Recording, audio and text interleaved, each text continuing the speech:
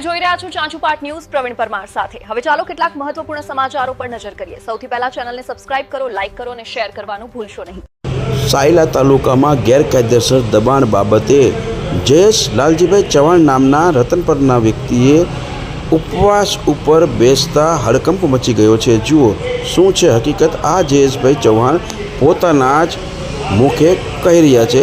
સાંભળો ચંચુપાદ ન્યૂઝ ઉપર એકમાત્ર।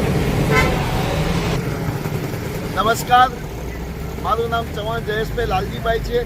જ્યારે સુરેન્દ્રનગર જિલ્લાના જ્યારે સાયલા સુદામડા સ્ટેટ હાઈવે પથરેખામાં આશરે અંદાજે 20 જેટલી દુકાનોનું ગેરકાયદેસર સરકારી જમીન ઉપર દબાણ કરાયેલું હતું, જેની રજૂઆત અમોએ કલેક્ટર, જિલ્લા વિકાસ અધિકારી, સાયલા મામલતદાર, લીંબડી પ્રાંત કલેક્ટર, મુખ્યમંત્રી, માર્ગ મકાન મિનિસ્ટર અને કાર્યપાલક ઇજનેર સ્ટેટમાં રજૂઆત કરેલી હતી।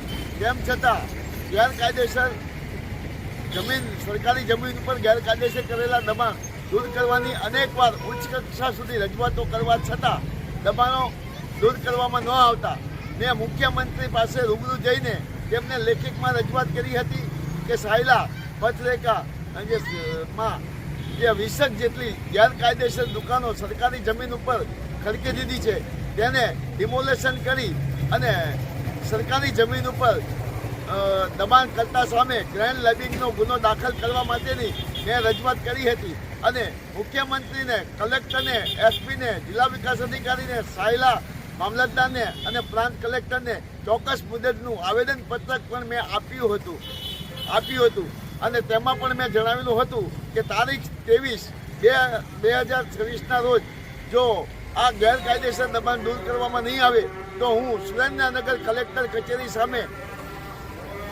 ચોક્કસ મુદત ઉપવાસ આંદોલન ઉપર ઉતરી જઈશ। આજે મેં સુરેન્દ્રનગર જિલ્લાના કલેક્ટર સાહેબને અરજી આપીને અને ડીએસપી સાહેબને અને જિલ્લા વિકાસ અધિકારી સાહેબને અરજી આપીને હું પ્રતિક ઉપવાસ આંદોલન ઉપર બેસી ગયો છું।